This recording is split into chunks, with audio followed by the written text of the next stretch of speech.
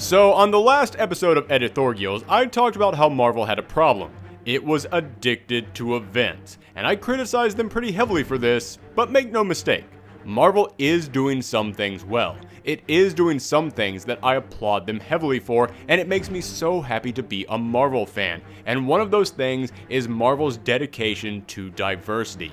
It has looked at the changing face of the comic book industry and said they are going to work to create a hero for everyone. They are trying to create the next generation of characters, and they are committed to... Marvel, I'm trying real hard to work with you, okay? But could you please go 2 days without tripping over your own feet? That would help. Well, guess Marvel's taking this episode of ediTHORGIals as well, huh? Okay, let's examine this. For anyone who just walked into a comic book store for the first time in a decade, Marvel has been changing a lot. They've introduced a female Thor, female Wolverine, black Captain America, half black, half Hispanic Spider-Man, Muslim Miss Marvel, Korean Hulk, black female Iron Man, and much, much more. Yes, Marvel has tried to usher in a new age of progressive heroes who represent everyone, and I applaud them for doing that. I have always lived by one code when it comes to comics, which is that everyone should get a hero. Everyone should be able to say, there, that's the hero I connect with. That's the hero I can look at and see myself in. However, not everyone is applauding them on this. We've all seen it. Anytime that company puts more diverse characters into their books or shows or films, you always see angry trolls on the internet complaining. And again, I applaud Marvel for not only ignoring the trolls, but for doubling down on this decision, putting out their even more diverse characters and hiring a wider range of writers and artists and editors. However, recently, David Gabriel, Marvel's Senior Vice President of Sales and Market, stated in an interview that retailers had told him, quote, "People don't want any more diversity. They don't want female characters out there. That's what we heard, whether we believe that or not. I don't know that's really true, but that's what we saw in sales." Yes, Marvel's sales have started to suffer, and while Marvel has gone and tried to do some damage control for this statement, it's very clear that ever since Marvel started going in this more diverse direction, it's just been backfiring on them. I mean, after all, right after this statement, the sales figures for March came out, and it showed that Marvel, a company that right before this change in directions was coming in first place, was now sadly only in first place. Well, for dollar sales, that's no surprise. They charge a crazy amount for their books, but they were in second for unit sales. Although, not by much. I mean, that's practically a tie. But in February, they were... Oh. Well, what about in January? December? November? Wait, so Marvel is still dominating the sales by double-digit unit sales, not even dollar sales. As I said, they charge way more for their books than their competitors. Of course they're going to win that one, but in unit sales, in the actual number of books sold, they're still far outperforming the competition, and we're all saying that they're losing the race? Okay. So maybe Marvel isn't losing in the sales, but its numbers are still down. So clearly, this must be thanks to all the women and people of color they've been putting in their books. It must be because of their more diverse lineup. I mean, what other explanation could there possibly be? Clearly, there couldn't be anything else wrong at Marvel Comics causing their sales to go down. So that's why we're going to look at their failing numbers and how it's all connected to their diverse... Okay, sorry, I can't do this anymore.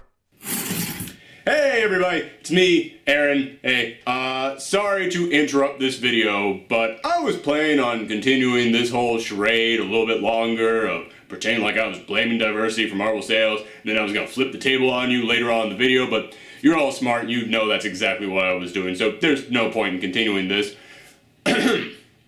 Marvel. Oh, Marvel. You say it was diversity who killed your sales in the comic shop with the candlestick? Sure, that's one way this could have gone down. Or...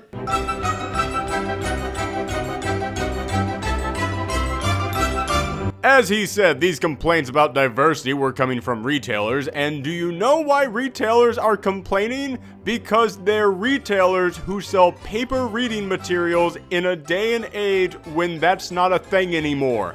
Listen, I'm a retailer myself. I work in a comic shop.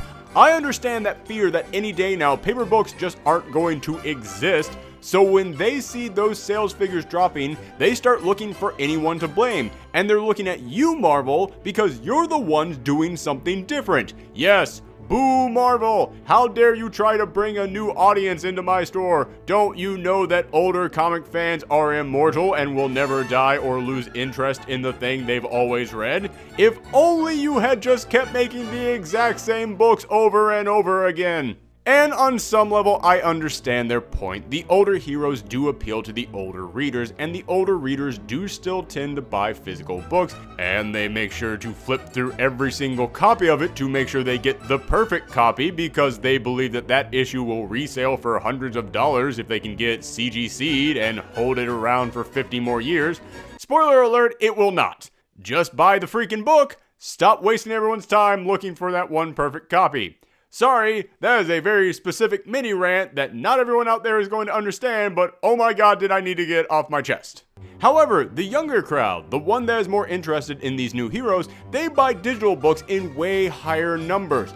Partly because they're just more used to digital media, and also partly because this new audience is just like these heroes. They're more diverse. This new audience contains way more women than the older generation, and comic book stores for decades have had a negative image of being full of trolls and jerks who tell women comics aren't for them. Yeah, it's amazing that when you let people talk like that in your store, suddenly a huge potential market doesn't want to shop there anymore. So these retailers look at their dropping sales and older customers not picking up these new books, and they say, hey, what gives? Clearly Marvel's focus on diversity is killing us. They believe that if you bring back the older heroes, it will bring back the older customers, and somehow it will make them multiply or convince them to pick up even more copies of the books they're already buying. Guys, retailers, I'm sorry. I know that owning a comic shop is one of the biggest gambles you can take in your life. It's a very hard career choice with a very high failure rate, and I am so sorry that we're seeing the age of physical print come to an end, but that is what's happening. Getting those older books back aren't going to bring back your old sales. Those days are ending, and they're ending fast. And if you want your store to last, the answer doesn't lie in the past. If you want to survive, then you have to adapt or die. You'd think that a place that sells X-Men books would understand that. Some of the more popular comic book stores out there are focusing less on comics and more on trades, more on apparel, action figures, music, hell, even installing cafes in their stores, because just flimsy paper strips for $4 a pop doesn't cut it anymore. That's just the facts, and if you're looking at that and blaming Marvel's push for diversity, then I'm sorry, but that's just fear speaking out. Fear of that dark unknown future looming on the horizon, creeping forward closer and closer every single day, bringing that endless void to your front door, knowing that when it hits, it's the end of everything that you've come to know. And I'm sorry, what was I talking about again? Point is, it's not diversity's fault that physical comics aren't selling anymore, especially when you have the trades for books featuring diverse characters landing on the New York Times bestsellers list, and the digital sales of these diverse books are selling in a higher percentage than their physical releases. Need more proof? DC recently launched Rebirth, a wave of books meant to focus more on the older characters, returning them back to how they used to be, basically trying to bring back what worked for them in the past. And hey, I have absolutely loved Rebirth. It has been a huge success as far as the stories go. However, their lineup of characters have been less diverse than anything we've seen from DC in a long time. So less diversity and the older characters coming back sounds like that's what retailers want. Sounds like what they say will increase sales. How's that working out for them? Oh, that's right. So they're doing exactly what you said to do, yet they're still not selling as much as Marvel. How could this be? It's almost as if it's not Marvel and their quest for diversity that's causing their sales to go down. It's almost as if they and all comics have something in common that's causing the whole industry to drop. But for some reason, you're just choosing to cherry pick this one thing that Marvel is doing. But okay, I'm not here to address and pick on the retailers. God knows they have enough problems these days on their own, what with the whole unknown void approaching and everything. No, I'm here to talk to Marvel, so let's move on.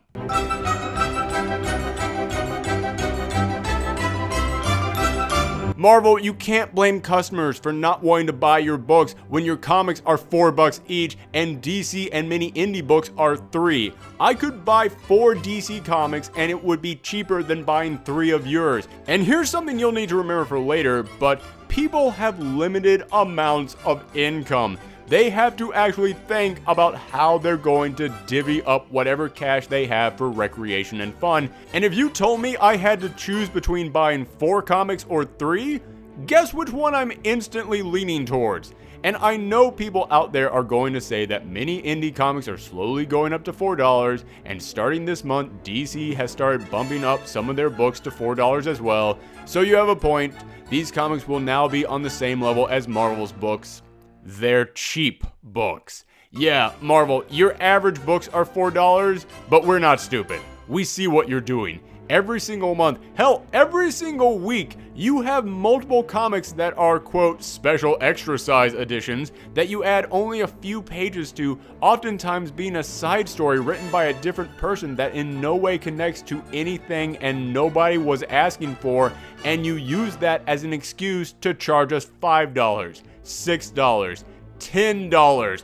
Are you kidding me? I can buy 3 DC books for the price of 1 of yours, and you're going to tell me it's the reader's fault? I mean, even if your $10 book sells, and even if your customers only buy Marvel books, they're still going to give up buying some of your other Marvel books that week so that they can afford your $10 book. And considering that you've been launching an insane number of new series that you expect people to buy, making these books more expensive seems counterintuitive. I'll get into that more later, but for now, while we're still talking about DC,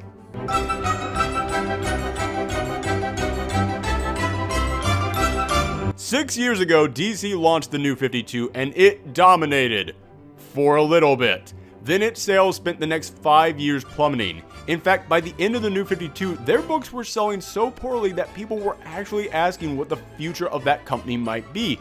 DC was struggling to plug up holes in the dam on a daily basis, but Marvel, you could just sit back on the beach with a coconut drink and cruise on by. However, DC finally came to their senses. DC finally got their act together.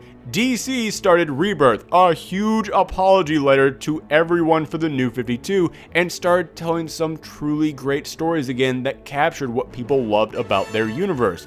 Why do I bring this up? Well, because when your competition has a flat tire, yeah, it's real easy to lap them on the track. You could just cruise on by them and point and laugh, drive through a puddle and splash them as they tried to prop the jack under their car. But guess what? They fixed that flat. They're in the race again. And you've forgotten that when you actually have to compete, sometimes you're not always going to win. You became like Rocky in Rocky 3. He was untouchable, and because of that, he forgot what it meant to fight. Then, all of a sudden, Clubber Lang shows up, someone ready to actually take him on again, and Rocky got his ass kicked. Difference is, while Rocky went back to the gym and trained, you're choosing to turn to Adrian and say, well, clearly this is all your fault.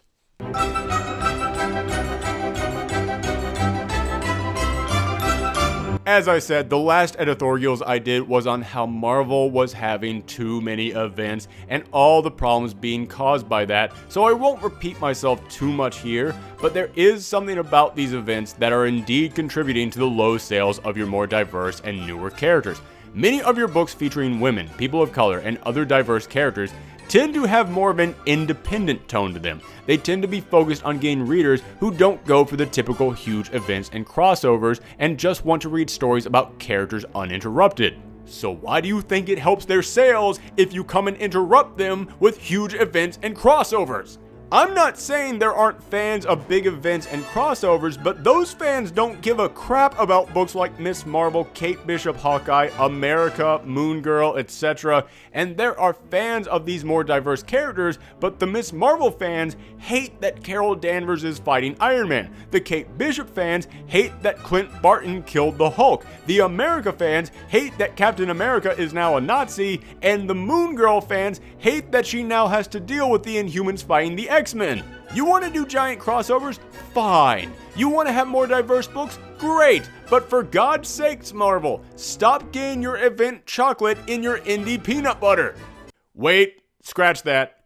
Chocolate peanut butter is delicious. That metaphor doesn't work. Forget metaphors, my point remains.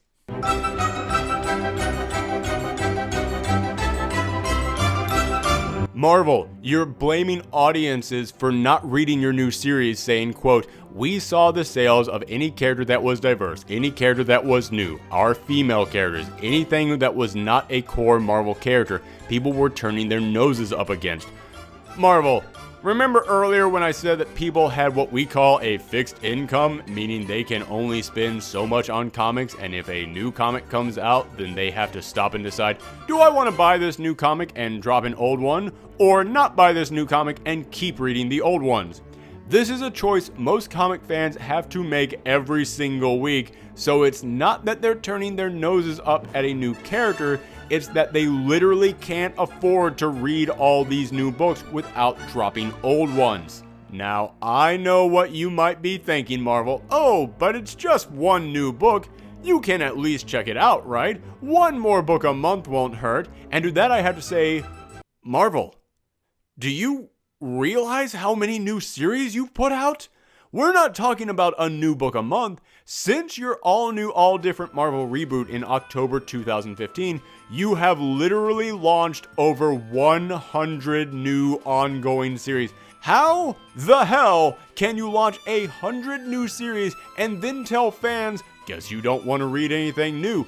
I can't keep up with all these books, and I work in a comic shop. I can read them all for free, and I still can't get to them all because I just don't have the time. I had to read the first issue of every new series you've put out in the last year so that I could talk about it on this channel. And do you know how many of those books I talked about and said, yeah, it's okay, I think I'll come back for issue number 2, and then I never went back for issue number 2 because before issue 2 came out, another 4 series or events had started that I had to then cover for this channel? Yeah, when you have 6 new series a month come out, I'd say the average fan would be tempted to pick up at least one of these new series each month, meaning that 5 of them there's no way they could possibly get to, and it also means that they would have to drop another series that they were already reading. Or, worse yet, all the series would start to blend together and they would forget that they even exist. I mean, does anyone remember that at this time last year there was a Black Knight series? Is Squadron Supreme still a thing? Did it get canceled? I don't even know, and it's my job to know. And Marvel, I know that everyone wants to read Avengers books, but what even are your Avengers books at this point?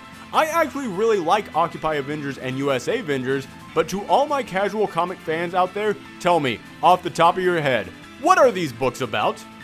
Again, I'm not saying this as an insult to these books, I like these books, but I guarantee you 90% of the people watching this video have no idea how to answer that question. Not because these books are bad, not because these books feature diverse characters, not because they feature new characters, but because, dear God, there are so many Avengers books out there we don't even know what that word means at this point. When someone comes into my store these days and says, I want to start reading Avengers, I have no idea what to point them at because over the past 10 years, there've just been too many Avengers books. It doesn't mean anything. It has no importance. Why on earth would we read any new Avengers book you put out there when we don't even know what the ones you already have are about? And it's hard enough keeping up with these books when you just throw them at us so quickly, but it's even harder when you don't even advertise them.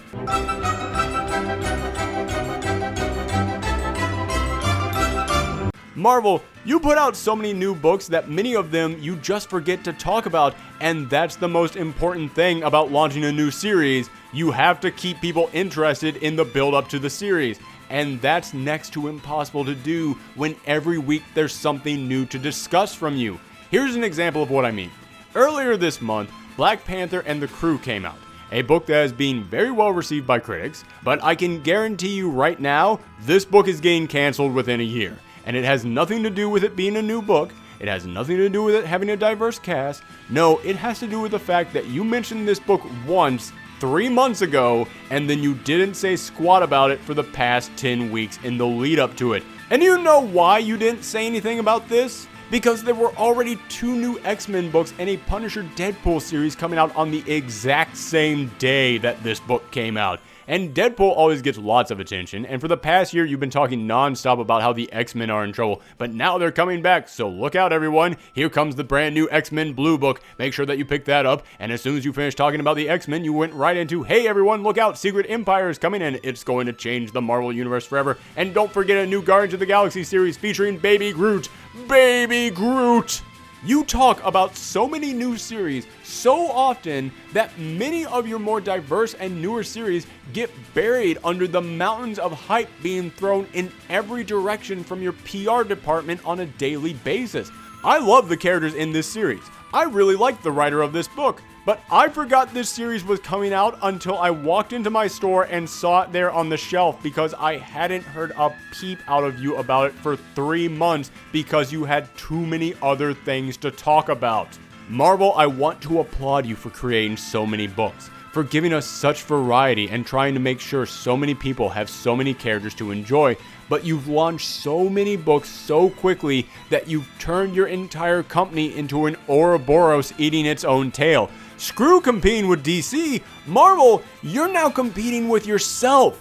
And it's got nothing to do with diversity. I mean, hell, Solo, Fool Killer, Slapstick, and Hyperion all got canceled before their first trade came out, and they were all starring straight white dudes. In fact, over at CBR, they actually tallied up the sales counts of all your books canceled in the last year and found that the books starring diverse characters actually had a lower cancellation rate than the rest of your books, and that the majority of your lowest selling books over the last year were still books starring straight white dudes. And I'm not saying that as an attack on straight white dudes, I am a straight white dude. But those are the numbers. Diversity doesn't have anything to do with it. It's just too many new characters too quickly. And Marvel, when you've spent the last 5 years constantly relaunching series, putting out brand new number ones, canceling series as soon as they start so that you can give them a new number one all over again, you've trained your older fans to get used to the idea of giving up a series after just a few issues because it's just going to get relaunched again, and you've trained your newer fans to only look for number ones rather than trying to start a series right after that issue, making it next to impossible for new characters to survive. You've created a Kobayashi Maru. You found yourself in a situation where there is no win condition, and it was through your own doing. In other words, Marvel, congratulations! You played yourself. Still don't believe me? Still think that's diversity's fault for your low sales? Need another example? Then may I direct your attention to exhibit...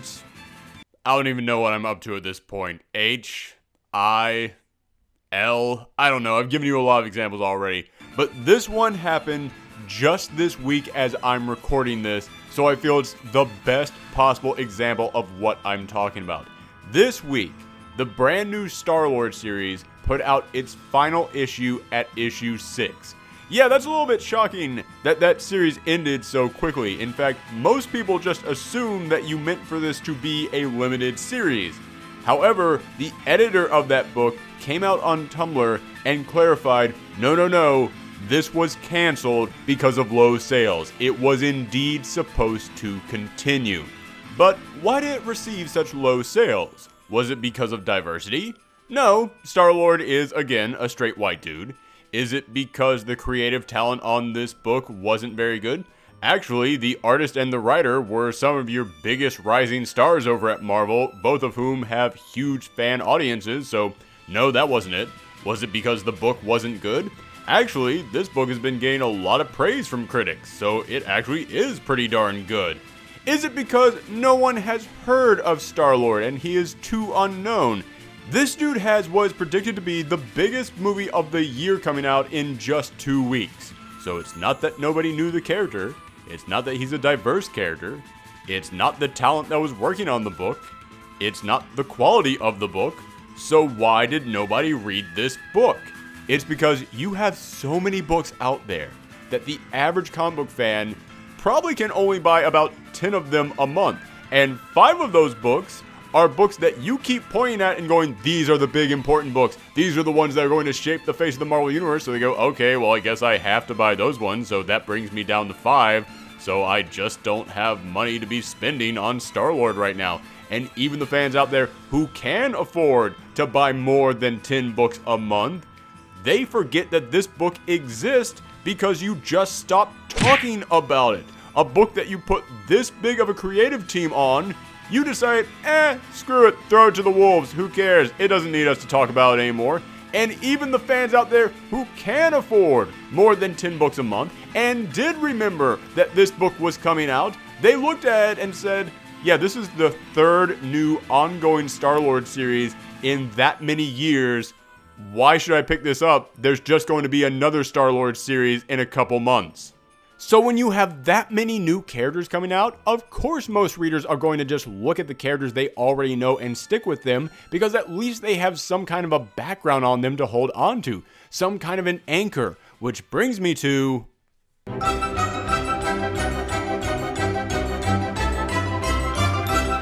If you want people to read new characters, then you need to let them get attached to these characters. You need to let them get to know them. You need to let them see them grow and develop. That's why older characters always sell better, because after 50 years of seeing these characters, we already know them. After seeing them in multiple films and TV series and video games, they've already established a connection with them and we can jump right into their series.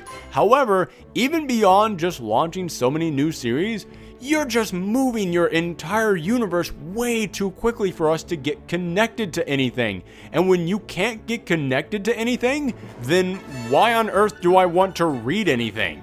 A book where you can't connect to a character is just paper stapled together. Let me give you an example of what I mean. Kamala Khan is one of the best new characters you've created. She has a huge fan base. Her stories are heart-touching and unique, and one of the things that made her so great was that she was left alone. Yes, she'd team up with other characters, but it was still the story of a young girl growing and learning about herself. But then, after your relaunch a year ago, she was suddenly on the Avengers, and I kid you not, about a fourth of the customers at my store who had Miss Marvel on their pull list dropped her after this because now she was on the Avengers and she was no longer the character they had been reading about. Suddenly, she was thrown into a brand new situation without a story to lead up to it or without watching her grow to that point. She was just there. But hey, her being on the Avengers with Nova and Miles Morales, that sounds like a recipe for a fun series. I wonder what will come of that. Oh, that's right, nothing, because the team literally broke up less than a year later. The Avengers used to have iconic lineups, not because of who was on the team, but because the team stayed around long enough to tell incredible stories. They were a team long enough to grow and bond not only with each other, but with the readers as well. You could point to a decade and say, those were the Avengers of that generation. But now, I can't even point to a month and say who the Avengers are. That's how quickly it's changing. And so much of this change just cancels itself out. For example, take Riri Williams as the new Iron Man. I've already talked about this before, but Tony Stark found out he had been adopted as a child, so he went out looking for his birth mother. He found her, and then he immediately died. So, guess that storyline doesn't matter, does it? And before he died, he started training the young girl Riri to build her own Iron Man suit. But again, he died, so there goes the storyline of Tony and Riri bonding. But it's okay, because he gave her his brain patterns as an onboard AI system. Hooray! Now we get fun interactions between Riri and Robot Tony, right? Wrong, because that book isn't even done with its first storyline and Robot Tony has already turned evil, so screw anything that could have come from that, right? Or do you know how many people asked me to talk about the Sitting in a Tree storyline where Miles Morales and Gwen Stacy hooked up? So many people asked me, what do you think about this? And my answer was simple. Nothing! Because I know how quickly Marvel moves now. Whatever happens in this storyline will never be mentioned again in 6 months. I guarantee you next time this year, most of you will have forgotten this was even a thing. You see what I'm talking about, Marvel? You are moving your characters around so quickly and having so many major huge changes hit them so suddenly that none of it matters. It's impossible for me to get a connection to a character that's just going to, quote, change forever next week. And if you want people to care about your new heroes, you have to be willing to sit back and just let them grow. Just leave them alone. Yes, their book sales are going to drop. All book sales drop after issue number 1. That's just the way it is. Especially, as I said, after you have conditioned your audience to only buy major events and number 1s. But if you want to make characters succeed, you have to be willing to keep their books around for years, so that a whole generation of readers can have the time needed to go, oh, I know who they are, who their supporting cast is, who their villains are. I've come to bond with them, and I want to continue reading about them. And yes, the books will drop in sales before that happens, but you're not looking to make a book explode. You're looking to plant a seed, and then water that seed and watch it grow. And that takes time and work, not gimmicks. I know that's scary. I know that's like saying if you're falling, don't pull the ripcord on your parachute. Just wait till you learn to fly. But believe me when I tell you, that parachute is full of holes and it will choke you on the way down. But if you flap your arms hard enough, you might just take off.